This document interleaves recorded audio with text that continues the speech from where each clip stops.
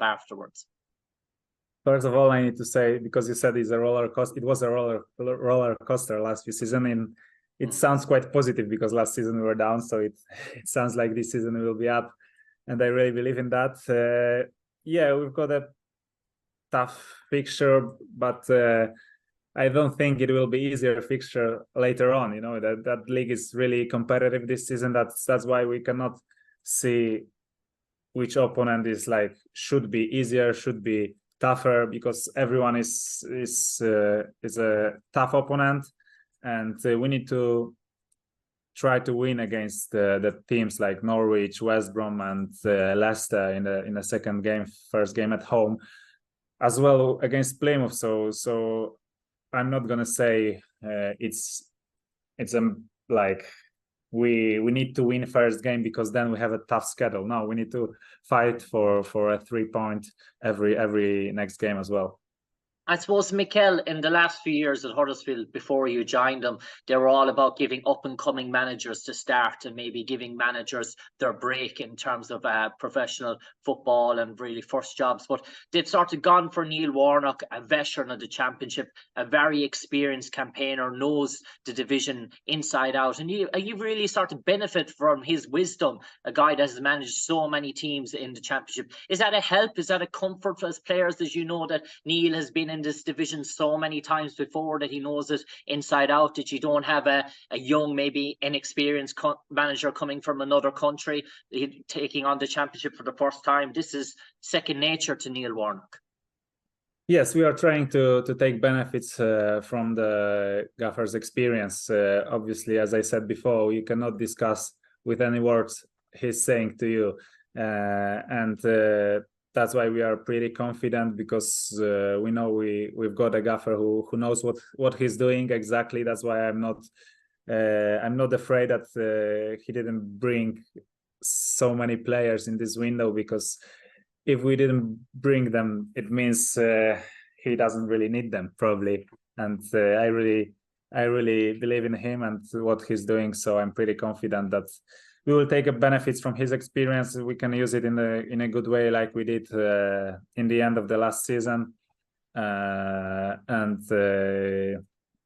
I hope it will be with a good results as well.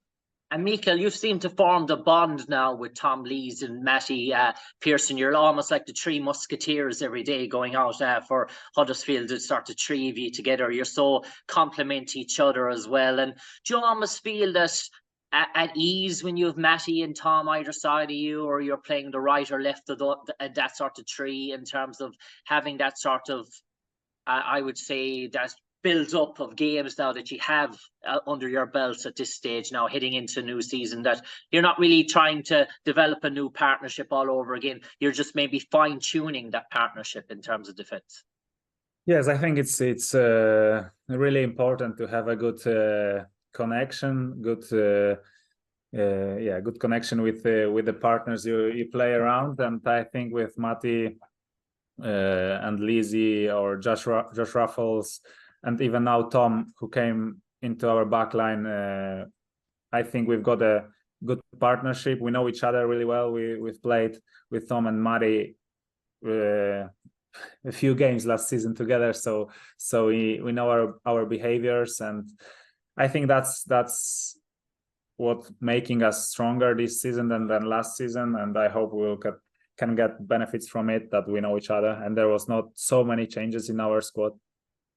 And finally, for me, Michal, I suppose last year beating the drop was built on foundations when Neil came in, a solid sort of defensive sort of structure, and you won the odd game maybe by the one goal or so. How have you probably this pre-season and this off-season maybe to try and take the next step in terms of advancing your forward play and advancing that attacking game? You seem towards the back end of the season got the defensive element right.